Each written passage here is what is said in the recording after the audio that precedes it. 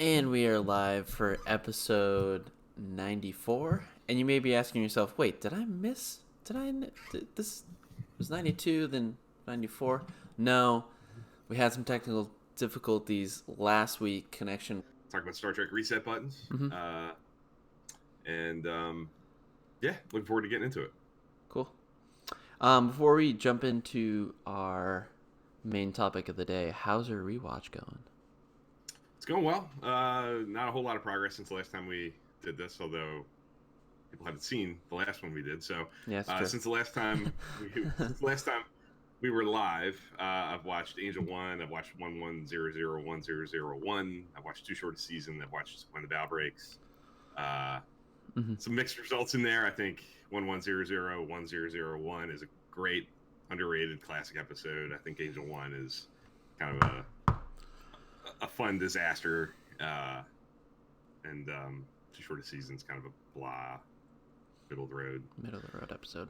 Yeah, same thing with When the Bow Breaks. So mixed results, but I'm getting through season one, and more than halfway through it now. So I got a busy weekend this weekend with some personal stuff, and then we have a thing we're going to talk about later today going on. So I don't know how much I'm going to get done this week, but hopefully in the next couple of weeks I'll be through season one and into season two. What about you? Awesome. I'm still working my way through TOS. I watched 2 episodes this week. Mud's Women and What Are Little Girls Made Of. I don't know how to... Just, again, I feel like 2 kind of middle-of-the-road episodes for me. What Are Little Girls Made Of feels like kind of a retelling of kind of The Enemy Within, kind of, a little bit. A little bit. Yeah, there's 2 Kirks again, and yeah, there's some identity, people yelling who they are. So it's really fun. But again, I said this last week, which you guys will see. Even a middle of the road TOS episode is still great to me, so I'm really enjoying TOS right now. Yeah, you kind of get off on the charm of the dated, like like that stuff, which is it's just like it's a tricky thing. Some people really like that, and it's like an asset for the show. Right. The datedness and the throwback retro nature of it, and some people really struggle with it. So it's really cool that you can accept it, and it becomes like part of why you like the show. It's going to help it stay relevant for you, and it's going to keep you going back to it. So that's awesome. Yep. That's cool. Yeah. All right. I say we move into our main topic. Bill, my first question: if people don't know what the reset button is, how it's used in Star Trek, just give them like a brief overview of what even is the reset button. So depending on who you ask, I think there are 2 complaints that, or I guess people can have differing opinions on like how it works. But in my mind, the main sort of what we have in mind to really talk about here today are episodes where the drama of the hour or the 2 hours is sort of undone by the end, and there may or may not be some degree of somebody might remember something about it or that. But I've also seen in kind of researching this week and looking at some articles and some message board threads, people talking about Star Trek reset buttons. Some people lump in the idea of like episodic storytelling too, like the ship gets damaged and people get injured, people get hurt, and then the next week everything's fine. So that's another way to kind of look at like the reset button. I don't necessarily buy into that. I think I'm more interested in talking about the specific episodes that reset the drama than the more episodic nature of TV in that era. So there's a handful of episodes that I think really lean into the reset button as we would define it here today, that I'm interested to talk about and to find out which ones work and which ones what differentiates them, and what makes it cool, what makes it maybe frustrating at other times. So yeah, and I feel like you could like maybe in your head canon be like, they spent all week working to fix everything back up and everything's just fine. So as far as the episodic side of the reset button, so right, yeah, I'm fine with it. That's not a complaint for me. Sure. Yeah, and it's just it's the nature of TV at the time, especially. Yeah. We have Rob and Jordan in the chat. How you guys doing? And I'm going to ask you, Dan. I'm going to ask the guys in the chat. What episodes come to mind when you think of reset buttons? Like, what are the ones that do you have episodes that immediately pop into your head when you think of reset button episodes of Star Trek? That was my next question to you. When we first started talking about this topic, the first episode that kind of popped into my mind is Year of Hell from Voyager, and I think that's one of the biggest, most well-known episodes to use the reset button. So I figured we should kind of just jump right into it. You guys know I'm a Voyager guy, so I'm excited to kind of talk about it. But yeah, that's the first episode that comes to mind when I think of Star Trek using reset button is Year of Hell. Me too, because I think that's the one we're going to talk about, or I'm interested in talking about other episodes that either, make it explicitly clear or maybe sort of wink nod that there's maybe some degree of remembrance happening with the events that you're watching for the course of the episode. But Year of Hell makes it pretty clear that it's a hard reset. So it's the one that I think it does come the most quickly to mind. It's definitely the one that came to mind fastest for me with sort of definitive Star Trek reset. Yeah. Does the reset at the end of Year of Hell play a factor in your thoughts on the episode? Like, does it hurt the episode? Does it bring it down a notch for you? And everybody in the chat too, for those who have seen Year of Hell, Rob, obviously, you're a huge Voyager guy. Pensky Files here too. If you guys have thoughts on if Year of Hell is, extremely damaged by the reset button, or if it's just an annoyance, or if it's an asset, let us know. And Dan, same to you. Like, how do you feel about it? I think it works. A lot of the times I think of when people use reset button, not correct, but I think in other, fast. I mean, sure. In a perfect world, especially with hindsight and knowing what TV can do now and the way stories are told now with more serialized nature, right. Seeing that play out in a more, extended way where you can play with it a little bit more and, find a way to make it legit and have an impact on the greater whole. That would be great in a perfect world for sure. But for me, when I watch Year of Hell, I sort of view it as it's almost kind of like a character study. It's telling you what these characters, how they're going to react in this completely, outgunned, devastating situation. We don't get to see that very often.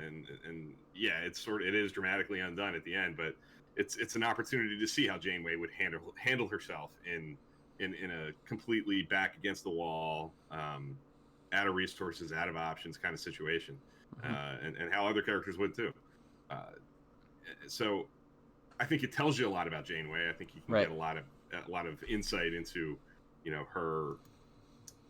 her backbone and her toughness through that episode, and that's what I take out of it. I see it as one possible outcome for these characters that it doesn't end up being the ultimate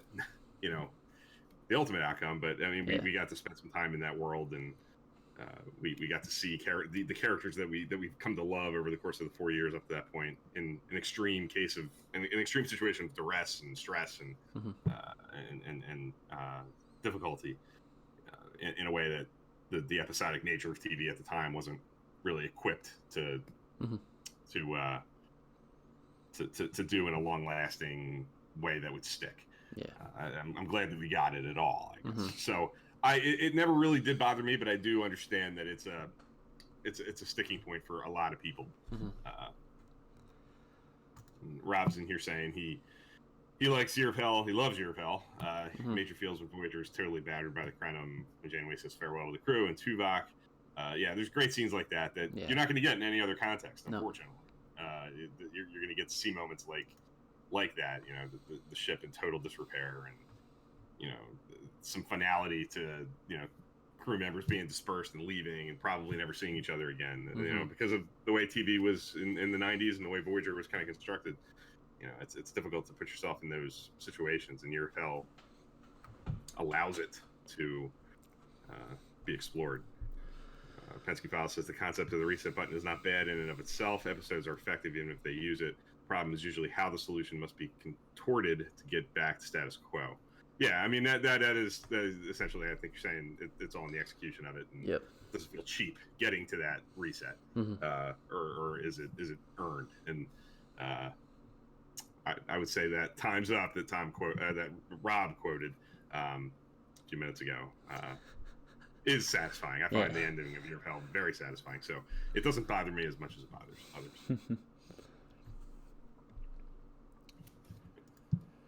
Any other thoughts on Year of Hell? Do you agree with that? Do you find the ending, like the way they get to the reset, satisfying? Yeah, I find it satisfying. I'm curious to see how. I think I like how they kind of capitalize on kind of the premise of the show. You know, being really lost in deep space and trying to get back, and using the reset button to kind of tell that story, like you said. I think it's a kind of cool idea. But is there any other? I mean, there's plenty of other episodes, but the next episode that kind of comes to mind for you when you think of the reset button? I think the easy one that comes to mind, along with Year of Hell, the second one that's sort of on the tip of my tongue, is Enterprise's Twilight. Yeah. Which does some similar things to Year of Hell. It's doing, it's taking the same idea of putting the crew in. We're going to get into that too, but we also got into a short conversation about Twilight, and Twilight is an episode that is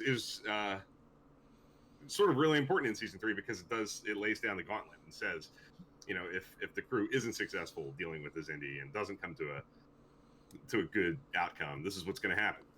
It sort of lays down the worst case scenario for the audience. So it raises the stakes, I think. Getting to see this Indy not be satisfied with just destroying Earth and wanting to hunt down every last human they can find. Yeah. And, you're going to be a convoy of a few thousand people on the run in a Battlestar Galactica sort of situation. Like getting to see that, especially in Star Trek, where that's not what Star Trek typically is. You don't get to see humanity in that kind of situation. It's antithetical to what Star Trek is trying to be. It takes you back. It's alarming and it's scary. Mm-hmm. So Twilight gets to play with those sorts of ideas because it ultimately gets to hit the reset button at the end with the solve of the anomaly. And that one, while I'm curious to hear what others think.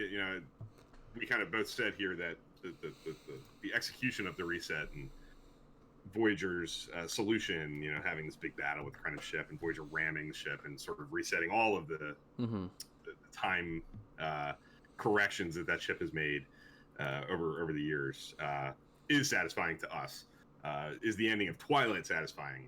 Archer essentially blowing up the Enterprise and destroying the parasites that are, in Archer. Like I think Twilight's premise is maybe a little bit more convoluted. The way that we're in this situation with the memory and short-term memory loss and the way that ties into actually resetting is a more difficult sell. While I love Twilight, I think what Pensky File kind of suggested with how do you get to that solution being the key. I think Twilight struggles with that a little bit more than Year of Hell does because of maybe how convoluted the idea is. Yeah, I agree with that. It's definitely a little bit more convoluted than Year of Hell, but I think it's successful, and then like you said, it adds context and adds weight to kind of the rest of the episode. So I think it might just add more context than Year of Hell does because it makes this Xindi thing way more important, and that we've seen, this is what could happen, so it's got a lot of weight to it. So I go back and forth about it, but yeah, I do like Twilight, even with the endings. I do too. I like it because of what you just said and what I said at the beginning too. I find that what it offers and what it brings to the table as far as setting the stakes early in season 3 and telling us what could happen, seeing the characters get to operate in that situation is dramatically satisfying enough to sort of offset some of the as successfully as I think it does. I think the episode's really successful. Yeah, I think it works. It feels like it's done for a reason. There's a purpose to it, Mhm. other than kind of gratuitously, let's put our characters through hell and then, put it back to the way it was. Yeah. For kind of just for fun. Just the giggles. Yeah. It's not Yeah. just doing it for fun. There's a dramatic purpose to it. Yeah. So moving on to maybe a different type of episode. Is there an episode that comes to mind that's full of more than one reset button? Sort of. Rob's asking, could there be almost like a soft reset button, like when episodes have a problem that is solved and things are reverted back to things how they were before, a more subtle reset button. So yeah, there's all kinds of that's kind of leading into this next discussion of other kinds of resets and other kinds of episodes that sort of play with that exact sort of idea. Could the introduction to the Equinox, the issues that it presents, and Ransom sacrificing himself be considered a reset? Not in the same terms that I think we're thinking of here, but that I think is the sort of episode that does have an element of resetting the drama, resetting the series back to its normal place by the end of it, which is a common theme in Voyager and in Next Generation specifically, where there are changes happening throughout the episode or the episodes, and then by the end it all kind of falls back into your status quo. But you're asking, what sort of episodes do you have in mind, Dan? Do you have episodes that are popping out at you? Cause and Effect? Multiple resets. Yeah. That's the TNG episode with Riker and the Riker and Data option, right?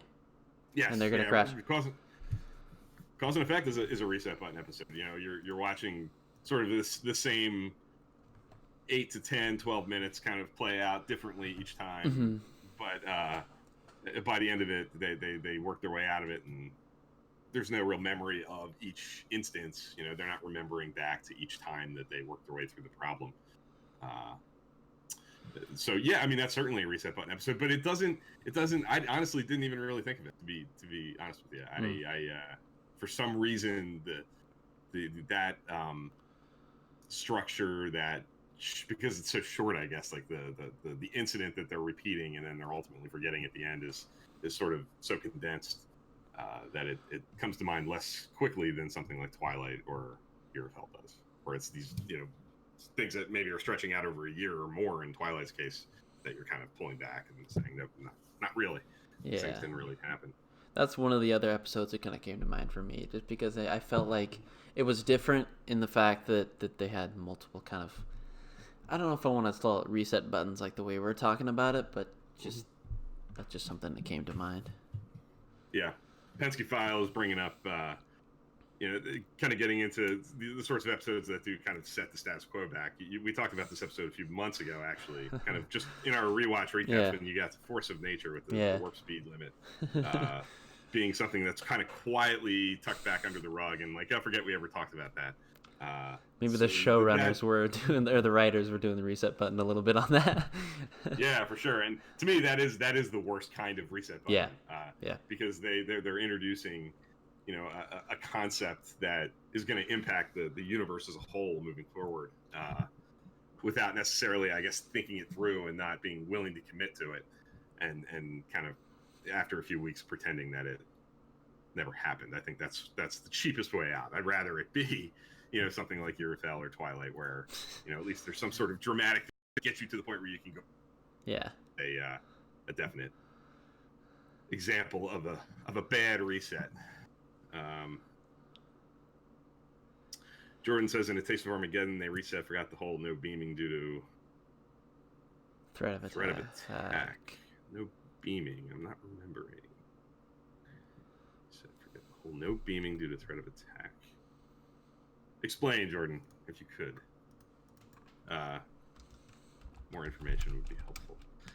Rob asked about Time's Orphan. That's a Deep Space Nine episode. Yes, there is an element of reset there. I don't know if you remember this one, Dan. It's pretty late in the run. Molly, Brian's daughter, falls into a thing on Bajor and comes out as a an abandoned adult who kind of raised herself in a cave, and they have to vaguely teach her. Yeah, it's not the most memorable episode of Deep Space Nine. Okay. Speaking of somebody who hasn't watched the show in a little while and has only seen it once, I'm not surprised it doesn't pop into your head right away. But there is certainly an element of reset to that. There's definitely a pulling of the pulling back what they were doing there, for sure. Oh, Rob, don't go down that path. Don't go down that path, Rob. Course Oblivion. Course Oblivion. Is that a reset though? Like, it's not. There's an out. I mean, we as the characters that we see the show through every week don't remember it. Don't know about it really. But for those characters that we spend that hour with, they have an ending that is just an ending. You know, like it's not resetting anything. They die. You know, they live and die, and that's it. Instead of a reset button, I just want to use the delete button on that episode. Yeah, you're not a fan. One of the more divisive episodes of Star Trek, I think. Yeah. Jordan says, related to Taste of Armageddon, Scotty and company couldn't beam down to the planet to save Kirk due to the threat of a retaliatory attack on the ship with the shields down, and then just beamed down to the planet anyway. Yeah, that's something, the shields beaming thing.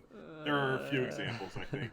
The one that always comes to mind for me, because I remember it in real time being a kid watching the episode, Season 3, Voyager Rise, it's called, where the ship is like in this big battle at the end of the episode, fighting all these ships off, and somehow manages to beam Neelix and Tuvok and the away team onto the ship in the midst of this battle. And thinking, like, with their shields up. Yeah. That can't happen. Right. There are certainly examples of dramatically choosing to bend those kinds of rules. Yep. Which are always frustrating. And yeah, you're right. Taste of Armageddon is definitely a good example of that. To me, as possible, they're resets, but are they really? Like, how do we feel about episodes like Yesterday's Enterprise, like All Good Things, like Timeless, where the events that you're watching over the course of the episode are reset, but there's an element of remembrance going on. In Yesterday's Enterprise, everything you just watched didn't really happen, but kind of did, because you get the Sela stuff later on. Yeah. You get, and Guinan remembers. Guinan knows what went down, but you know, Picard and Riker don't know what they just went through. Our main characters, the actual events of what we saw on the Enterprise didn't stay true. All Good Things, same kind of thing. All that possible future stuff kind of gets undone, but Picard comes back and remembers and tells the crew. And then at Timeless, you know, Kim gets that message from future Kim and has some notion that something happened. Like, does that make it dramatically different to you than episodes like Year of Hell or Timeless, where it seems pretty clear that no one remembers, that it's kind of completely undone? Does that one character remembering, or that element of, you know, remembrance change the reset button equation at all for you and anybody else in the chat? I think the reset button is changed a little bit, because the previous episodes were, you know, focused on the whole timeline change. Nobody remembers. It's reset like a hard reset. This to me feels like a soft reset where people do remember, but the timeline and the events that occurred reset. So it's not as hard as, you know, the previous episodes that we talked about, but again, I think it comes back to what the Pensky file was saying, is the execution of that soft reset. So right. Yeah. Rob says Inner Light, Picard remembers, but no one else does. It didn't even occur for Picard. It's very real, and nobody else, you know, saw it. The only character who interacted with that storyline remembers it very well. So for me, that's it's more complicated than a reset. And kind of like Penske File just said, concluding a narrative is not a reset. Most problems in your personal life get resolved and you go back to status quo. Solving a conflict is not a reset. Yeah, that's like there are episodes that sort of resolve themselves and kind of go back to normal. That's like what I was kind of alluding to at the very beginning. I was doing research, looking at articles and message board threads and stuff where people are talking about Star Trek resets, and people are kind of going back and forth and talking about things like, the end of Deadlock, or the end of name your the end of Equinox, Time's Arrow, yeah, anything, damaged, yeah. and the next week it's back to normal, and like that's to me, that doesn't quite fit into the way I define a reset button. That's a dramatic. That's the nature of television. Resetting the show, going forward again, more so than the reset button in the context of Year of Hell, Timeless, even All Good Things, Yesterday's Enterprise kind of deals, where the drama, the events that you solved didn't end up happening the way that you thought they were going to, or the way they were presented throughout the episode. Yeah, but does that mean that the Timeless and All Good Things aren't true reset button episodes? Because people do remember it, and that's just concluding what was happening in the episode. I think Yesterday's Enterprise is the one that's the most complicated conversation, because there are events that come from that. There are people that are born and end up impacting us down the road as a result of the events that we saw happen. And there are episodes down, like when that character is introduced in Redemption to the other characters. When Picard beats Sela. Sela is explaining what happened basically in Yesterday's Enterprise, and the fact that plays into the ongoing story of the series, I think, makes it harder to put in the same box as episodes like Year of Hell or Timeless, or Year of Hell and Twilight. But I mean, on the same level, I mean, is it that different than Year of Hell on a superficial? So it ends with this big battle with the Klingons, and the ship kind of going down in blazes, and Picard at the tactical station, saying, that'll be the day the ship's going to get out. I'm going down fighting, kind of thing. He kind of implies the ship gets blown up at the very end, but very similarly to Year of Hell, like the ship goes down fighting, people are dying, and then just like that, we're back to normal. There's this sort of superficial, on the surface, similarity to it, but because of the execution of it and because of the fallout of Tasha going back into the past, it gives it an element of lasting drama that factors into the show later on. I think really helps it. Yeah, it does. It is very complicated. Doesn't Guinan know that this isn't right?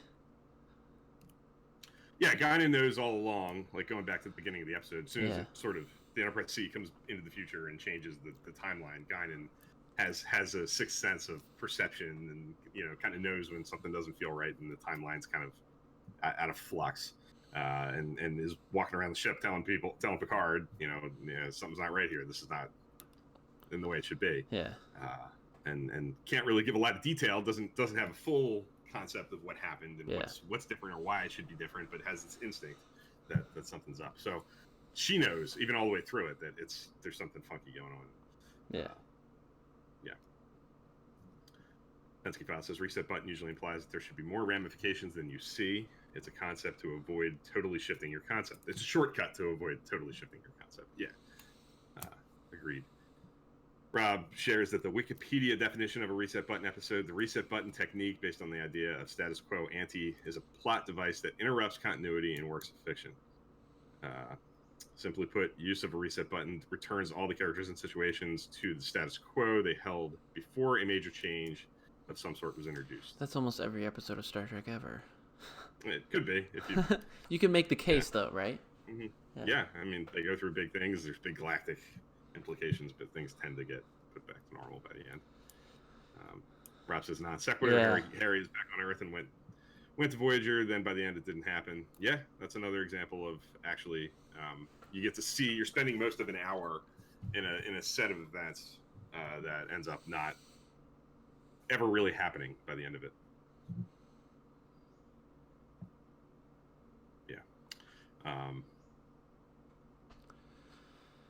So All Good Things and Timeless kind of both share that connective tissue to yesterday's Enterprise, where there's a degree of somebody knows something happened, or Mhm. somebody has a memory, or all good things. Picard uncharacteristically shares what he saw in the future to kind of prevent certain things from happening, and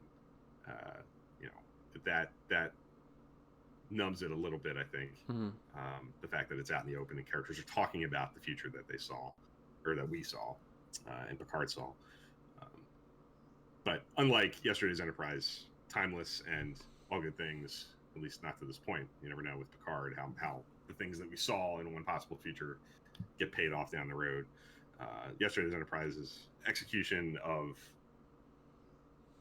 paying things off that you see happen really elevates that one, and I think maybe is the best use of this sort of idea. Yeah. Because without, if they maybe if they didn't reset that button, or not, if they didn't come back on kind of the events that transpired, it might not be as strong. Down the road. Right. Pesky File says the keyword in the wiki entry is continuity, resetting to status quo with a resolved conflict, not a reset, but ignoring future impacts as a reset. Resetting status quo with a resolved conflict, not a reset. Right. Yeah. Yeah, I agree with that. Yeah. Are there other episodes that we're not thinking of? A lot of episodes have been kind of thrown out there, as Jordan used the example of the series sort of breaking its own rules and laws. Sort of a soft example of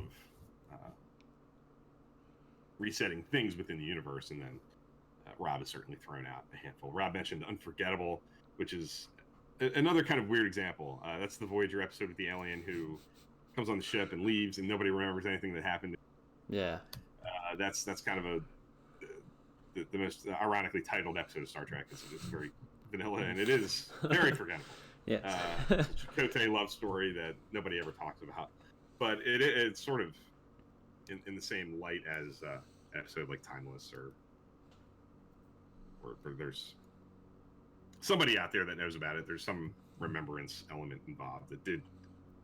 Well, I don't know. It happened. They just don't remember. So it's different. They're not really resetting the timeline. The events that you're watching. That's a tough one. Happen. The characters don't remember it. So that's a tricky. I wouldn't say it's a reset for sure. Yeah.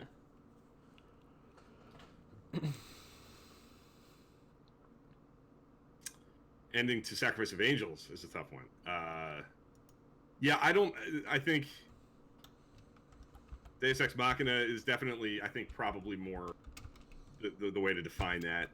That's the big episode at the beginning of season 6 that sort of resolves that first run of Dominion War episodes at the beginning of the war, where a fleet of Dominion ships is kind of winked from existence in the wormhole by the prophets at Sisko's request, which is a controversial thing, even Space Nine fans, I think, as an unsatisfying easy ending. way out.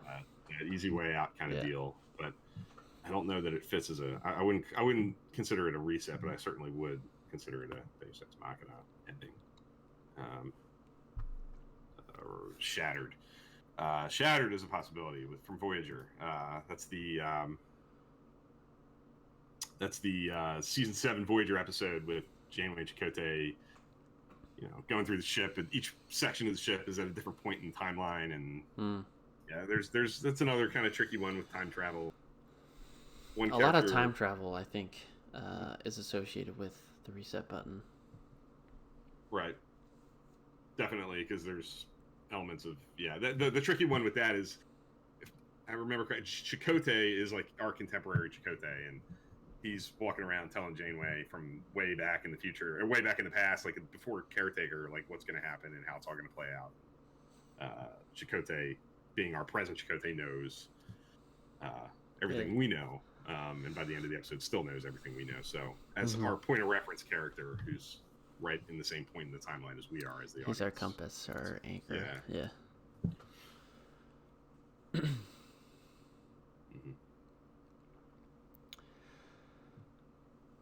Yeah, I guess we can wrap it up. I guess if there's not any other any episodes or anything, any topics you want to bring up, we can move into like the spotlight. Sure. Yeah. I think the way to there's just based on the feedback we're getting in the chat with all these different sorts of this is just illustrative of how many different ways you could sort of view this kind of idea of setting things back to normal. I mean, we've kind of talked about it a good bit as we've gone through this, but there are episodes. The broader conversation that kind of would be the sister episode to this, and the other conversation is the sort of reset, not the reset button, but the nature of TV at the time, putting things back to normal and trying to get things back to the status quo as easily as possible by the end, so that the next week is a new standalone that you don't need to know what happened the episode before. Yeah, like that's that need puts the show in a position to do things that are being mentioned, often in our chat here today, where things are kind of getting put back to normal. Rob's asking, has Discovery had any? I don't think no. Harry Met episode, not a reset? Is that?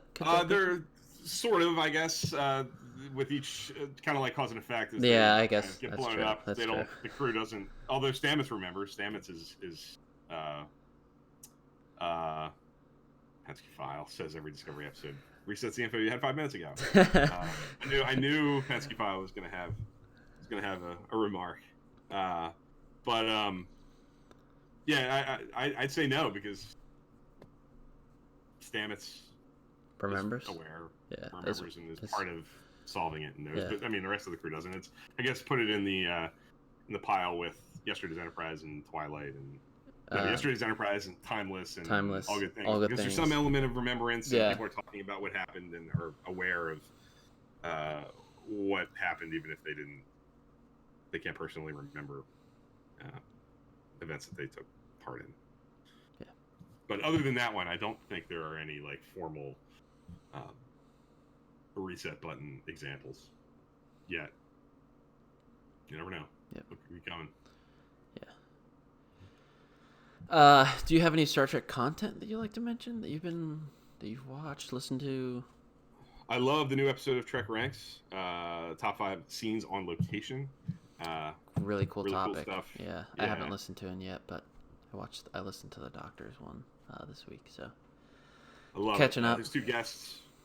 Cool, that's good. Yeah, the Doctor's one's really good. He's been on a hot streak lately. I feel like his episodes in recent weeks have been really, really strong. Yeah. But this one, the guests are really good. Alex Perry, who's on often, he's a writer at Trek Core and does the weekly Trek show, the news show over at the Trek Core Transmissions, and John Tenuto, who's like a Star Trek historian who has been on Trek FM and I believe other episodes on Trek Core Transmissions, for example, in the past. He was on the Netflix episode, the toy history show. I can't remember the name of it, but there's a Netflix show that talks all about like memorabilia and cult classic toy releases and stuff. There's a whole episode about Star Trek stuff, and he's heavily featured in that. But John Tenuto is awesome, a wealth of information, really, really good choices he's got on the episode with some really cool background and production information. So can't recommend that highly enough. Yeah. What about you? The content that I'll mention is, I think I've mentioned this channel before, but it's TrekWorks. Oh yeah. This is a guy, he builds models, great, really high detailed models. It was just like a highlight of all his work that he's done. He doesn't just do Star Trek, but I can't recommend him highly enough if you guys are interested in that kind of stuff. Even if you're not, I think it's just cool to see. So definitely TrekWorks, really cool. I watch him here and there, and I'm always jealous that he has these like huge, incredibly detailed, lit up models that I would love to have. He's a talented guy for sure. Yep. He's been around a long time. His videos go way back. Yeah. Years and years and years. Way back. Great backlog of Trek stuff, so definitely check that out. Now, Bill, do we have anything else going on later today that you might want to mention? We do. Later today, right around 6 o'clock Eastern Standard Time, we're going to have our third, I think, We call it Trek After Dark. It's a casual hangout on Discord. We don't go live on YouTube. We don't publicly make it available. It's if you are already in our Discord channel, it's very easy to get on board with it. If you need Discord information, you can shoot me a direct message on Twitter at TrekFan4387. I'll share our login or the code The to link, get into yeah. our Discord Yeah. channel. And then what we do is we start a video call. You can do video, you can do audio, whatever you're comfortable with, and talk to us. We do trivia. We ask Star Trek trivia questions. We'll watch episodes, like line it up and hit play at the same time, and talk about it as we watch. We'll watch anything, and just kind of have a casual, laid back hangout with like-minded Star Trek friends, I guess the best way to put it. You never quite know what to expect. Dan may or may not drink copious amounts of rum alcohol. Super excited. Definitely come. Like Bill said, it doesn't have. It can be just audio too. You don't have to do video. It's a great time. I think every time we've done it, we've had a blast, and we're just as excited to do it again once we finish. So we're gonna go definitely later into the night. So if you can't make it right away, that's fine. If you can only make it for 15 minutes, 5 minutes, fine. Just show up. Pop in, say hi. Yeah, you'll have a great time. Let us know what's going on. Yeah, it's very casual. It's not like I said, it's not something that goes out to the internet or anything. No. It's private, laid back hangout. So, like I said, if you are interested and you want to get more information on that, you can shoot me a DM on Twitter at TrekFan4387, and I'll be happy to share whatever information you need to get on board. Yep. That being said, the discussion literally doesn't have to stop here. You could come later today, continue the discussion with trivia, fun episode, rewatching with buddies and stuff. So, check out the backlog YouTube. Hopefully get that updated soon. And then Twitter, obviously, and Facebook. You guys know the drill. We'll be back next week, I believe. Talk about more Trek. Yep. Lots of news next week. Next weekend on Saturday is the San Diego Comic-Con Star Trek news flood that I'm sure we're going to get. So we'll be back probably on Sunday to recap whatever comes out of that. Yep. All right. Thanks for watching. Yep. Thank you.